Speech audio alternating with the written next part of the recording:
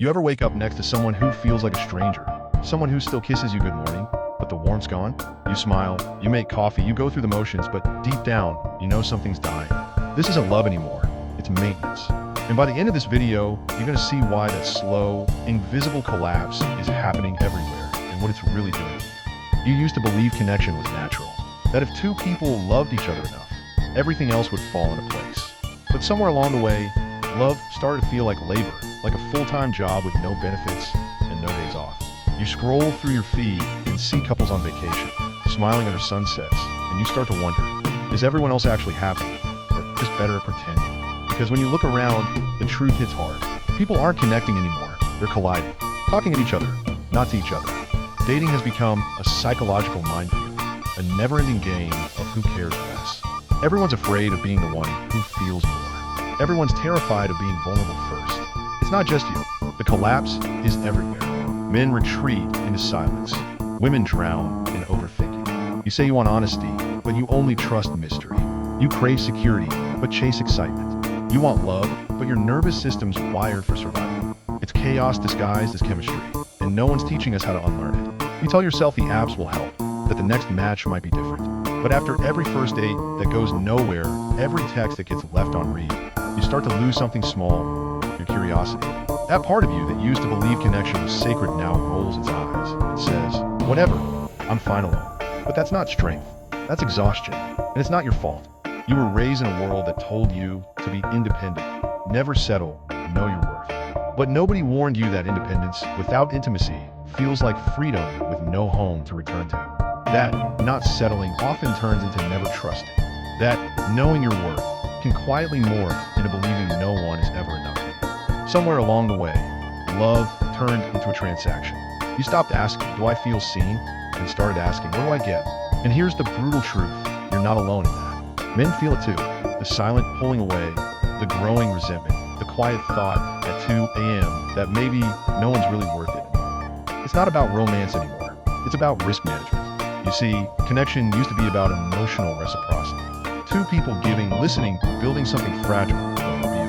Now, it's a psychological negotiation. Who texts first? Who cares less? Who wins? You sit across from someone at dinner, and both of you are thinking the same thing. Don't fall too fast. Because vulnerability feels like weakness, and showing genuine interest feels like self-sabotage. It's like the entire culture conspired to make closeness feel unsafe. And yet, you crave it. You crave it so deeply it aches. That kind of connection that makes your soul unflinch. But your brain, your beautiful, overthinking brain, doesn't trust it anymore. You analyze every text, every tone, every pause in a conversation. You don't date to discover someone. You date to defend yourself. That's the hidden storm we're in, the collapse of connection. Not because people stop wanting love, but because fear replaced curiosity. And fear is seductive. It feels smart. It feels safe, but quietly stars you. Think about how love used to work. You met someone, you talked for hours, you found reasons to see them again. Now, you swipe through faces like flipping channels on a TV you're not even watching. You tell yourself you're keeping options open, but what you're really doing is keeping your heart closed. You've been conditioned to treat connection like a market. Everything's about value, leverage, standards, boundaries. And while all those words sound empowering, they've turned intimacy into strategy. You're not dating people, you're auditioning them. And they're auditioning you. That's why everything feels so fragile. Why one wrong word ends a relationship? Why ghosting feels easier than closure? Because when love is built on comparison and conditions, it can't survive discomfort. The moment things get real, one person disappears. And then both of you call it self-respect. But deep down, you know the truth, nobody's winning. Men feel disposable. Women feel misunderstood. Both sides are exhausted, and nobody's brave enough to admit they're lonely. You might tell yourself, I don't need anyone. But every night, when the lights go off and your phone's face goes dark, that quiet ache doesn't lie. You miss feeling chosen. You miss being known. You miss connection that didn't feel like competition. And here's the darkest part. It's changing who you are. You become skeptical where you used to be hopeful. Detached where you used to be tender. You laugh off emotional distance like it's maturity, when really, it's a scar. A coping mechanism you never signed up for, but learned by survival. You scroll past happy couples and think, that's fake. You see a man trying too hard and think, desperate. You see a woman expressing her needs and think, too much. That's how deep the conditioning runs. Connection now triggers suspicion. But here's what most people never realize. This emotional numbness isn't strength. It's trauma. You've been ghosted, lied to, breadcrumb compared, and emotionally drained enough times that your nervous system said never again. So now, even when something real shows up, you hesitate. You sabotage it. You test it until it breaks. Because heartbreak taught you that safety means distance. And that's how connection collapses. Not in one big moment, but through 1,000 tiny hesitations. A text left unanswered. A compliment deflected. A wall built out of jokes and sarcasm. Until one day, you realize you build a fortress around yourself so tall, not even love can climb it. But here's the paradox. You built that wall to protect yourself from pain. And now, it's the reason you can't feel anything at all. The truth is, modern love didn't die. It drowned. Drowned in distractions, expectations, and fear. Fear of rejection. Fear of judgment. Fear of not being enough. Or worse, being too much. And yet, despite it all, you still crave connection. You still crave that moment when someone looks at you and really sees you. Not your filters, not your sarcasm, not your curated version of fine. Just you. Because somewhere, deep down, your heart still remembers what it felt like to trust. To love without a plan. To be open without being terrified. That's the collapse of connection. Not the end of love, but the slow decay of trust. And until we learn to feel again, to risk again, to stop performing and start showing up, we'll keep mistaking attention for affection and convenience for connection. But there's hope, because awareness is the first crack in the wall. The moment you see what's happening, you can start to rebuild differently this time. You've been told you can have it all. The love, the success, the lifestyle, the freedom. But what if that promise was never real? What if the fantasy you've been chasing was quietly designed to keep you unsatisfied? Because by the end of this story, you'll see how modern culture turned your desires into a marketplace, and how it's been selling you illusions instead of love. You grow up hearing the same script over and over. You deserve more. Don't settle. Love yourself first. And of course, it sounds empowering. It is empowering until it quietly morphs into something darker. Because when never settle becomes a lifestyle, no one is ever enough. When self-love becomes self-obsession, connection dies. And when you deserve more becomes you deserve perfect, the fantasy takes over. You see it everywhere, in movies, shows, influencers, podcasts. The narrative is polished and seductive. You can have the dream man, the dream career, the dream body, the dream life. But what they don't tell you is that chasing perfection comes with a price, and that price is peace. You start to internalize an impossible image. He has to be tall, funny, emotionally intelligent, successful, loyal, spiritual, ambitious, vulnerable, but not too vulnerable. He has to lead, but never control. Protect, but never challenge. He has to make you feel safe, but also excited. And somehow, all of this has to come naturally. Because if you have to teach him how to love you, that means he's not your person. It's exhausting. Not because standards are bad, but because they've become theatrical. Love is no longer something you build. It's something you audition for. And here's where it gets twisted. While you're chasing that fantasy, someone out there is monetizing it. Every ad, every influencer, every dating coach for women is selling you a new fix. Feminine energy, manifest your soulmate, text scripts that make him obsessed.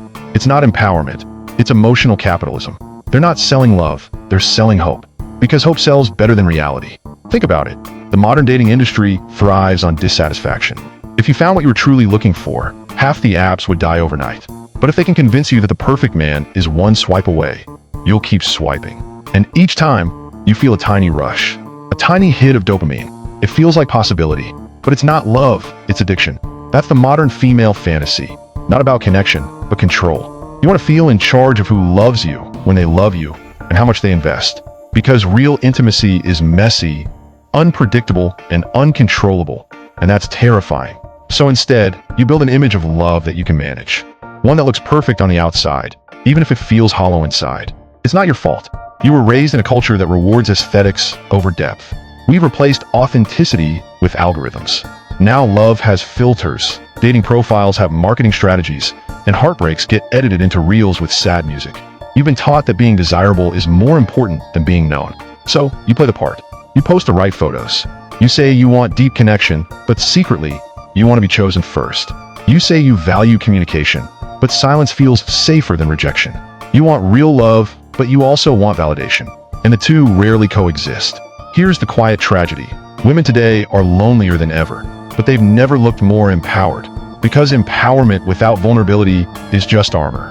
And armor, no matter how beautiful, keeps love out. You tell yourself you're raising your standards, but sometimes it's just raising your walls. You tell yourself you're waiting for the right man, but sometimes it's just fear of being seen by the wrong one. You tell yourself you're independent, but sometimes you're just afraid of needing someone. This is the delusion the market feeds on. That love will find you after you become perfect. That the right man will appear once you've healed, once you've achieved, once you've become the best version of yourself. But love doesn't wait for perfection. It meets you in your mess, not your highlight reel. Yet, we've been conditioned to treat romance like an upgrade path. My next relationship will be better because I'll manifest better. And while that sounds spiritual, it often hides something deeper: avoidance. Avoidance of grief, rejection, imperfection. Avoidance of reality. Reality is that human connection isn't logical. It's not symmetrical. It's not balanced like a checklist. It's emotional chaos with occasional clarity. It's two flawed people choosing to care anyway. But the fantasy doesn't sell that. The fantasy sells symmetry, effortless compatibility, endless chemistry, no arguments, no doubt. The fantasy tells you that if love feels hard, it's wrong. That if he doesn't read your mind, he's emotionally unavailable. That if you're not constantly evolving, you're falling behind. It's not just exhausting, it's psychologically destabilizing. Because deep down, you start to believe love should feel like a product launch. Exciting, shiny, market ready. But real love doesn't sparkle. It deepens. And that's where most women break, not from heartbreak, but from disillusionment.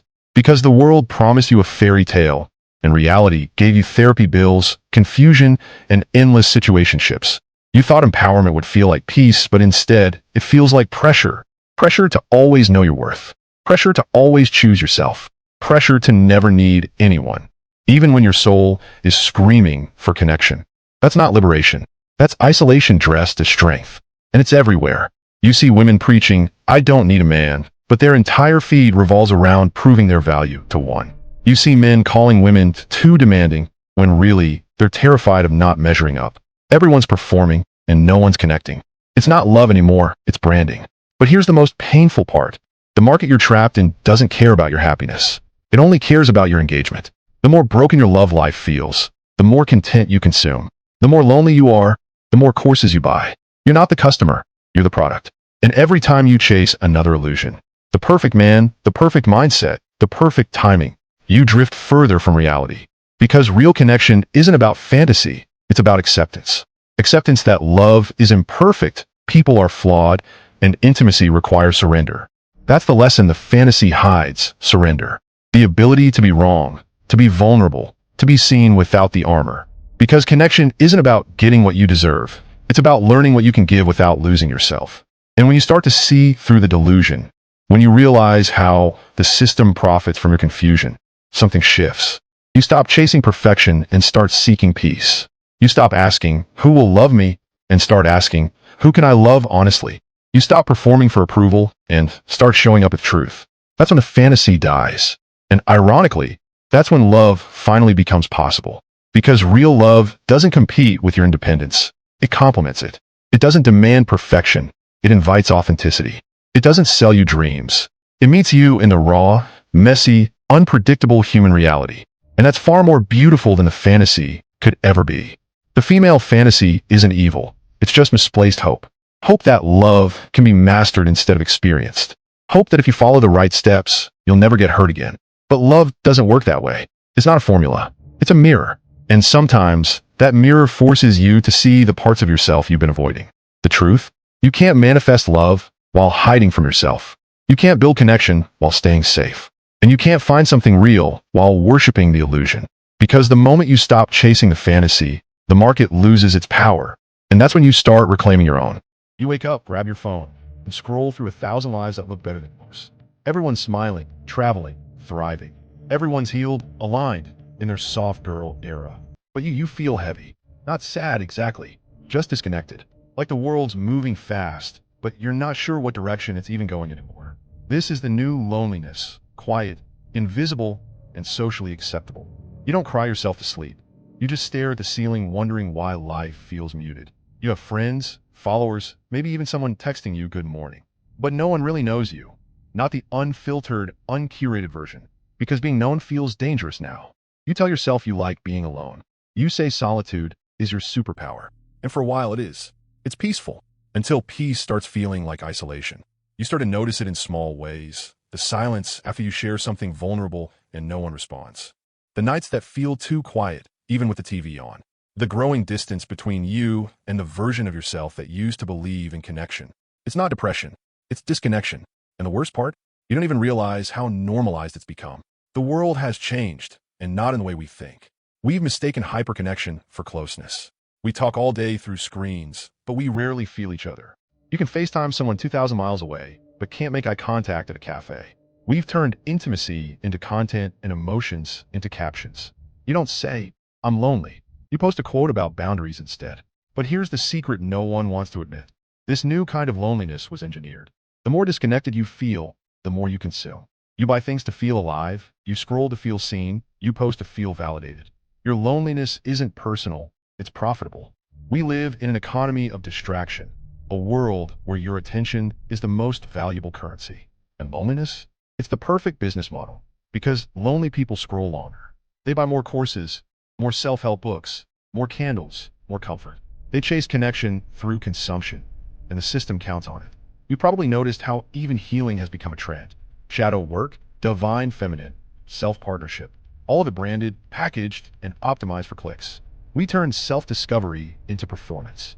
You're no longer healing to find peace, you're healing to stay relevant. But underneath all of that noise, your nervous system still whispers the same thing it's been whispering since childhood. I just want to feel safe with someone. Not admired, not followed, safe. You crave real closeness, but you also fear it. Because vulnerability means losing control. It means giving someone access to your unfiltered thoughts, your contradictions, your raw emotions. And after a lifetime of being told to protect your energy, you've learned to protect it so well that no one can reach you anymore. That's the lonely revolution. Not the loneliness itself, but how we've learned to justify it. We say we're choosing ourselves, but what we're really doing is isolating ourselves. We say we're building standards, but sometimes we're just building walls. We say we're not settling, but often we're just scared of surrender. Somewhere along the way, independence became the new religion. Dependence became sin, and asking for help started to feel like weakness. So now we have millions of women who can do everything, except let someone love them fully. Not because they're cold, but because they've been hurt. And when hurt turns into habit, loneliness feels like safety. You tell yourself you're happier this way. No drama, no disappointments, just peace. But real peace doesn't feel empty. It feels alive. And this numb calm that follows you isn't peace. It's survival. You've adapted to loneliness like it's weather. You schedule your life around it. You fill it with productivity, hobbies, wellness routines. And yet, late at night, when the noise fades and the notifications stop, there's that silence again. That unshakable reminder that no amount of self-sufficiency can replace the warmth of being understood. You don't need to be saved, but you do need to reconnect. Because healing alone isn't the goal. Healing together is. We were never designed to live as islands. Every psychological study agrees. Isolation destroys the mind slowly. We need to be witnessed. We need to be held. Not virtually, not through text, physically, emotionally, consistently. The real revolution isn't loneliness. It's learning to love again after it, to risk being misunderstood, to risk being seen, to rebuild trust, not just with others, but with yourself. The part of you that still believes connection is worth the pain. Because connection is pain sometimes. It's compromise, it's confusion, it's vulnerability, but it's also the only thing that makes life feel real. The moments that stick with you aren't the ones where you were safe, they're the ones where you were alive. So maybe this is what the lonely revolution was meant to teach us, that independence without intimacy is just emotional exile. That freedom without connection isn't liberation. It's a quiet kind of grief. And that doing it all on your own might make you powerful, but it won't make you whole. The truth? You don't need to earn love by being healed first. You don't need to prove your worth through solitude. You just need to remember that being human means needing people, needing touch, needing witness, needing love, not as validation, but as nourishment. Because the world doesn't get better when you isolate. It gets better when you reconnect. When you allow softness back in. When you start conversations again, not with comments or likes, but with eye contact, laughter, silence that feels safe. That's the revolution no one profits from. The one where you stop performing and start being real. So the next time you feel that ache, don't call it weakness. Call it evidence that your heart still works. That even after everything, it still wants to reach, to trust, to belong. That's not loneliness. That's humanity. And maybe, just maybe, the most radical act left in this world isn't independence. It's letting yourself be loved.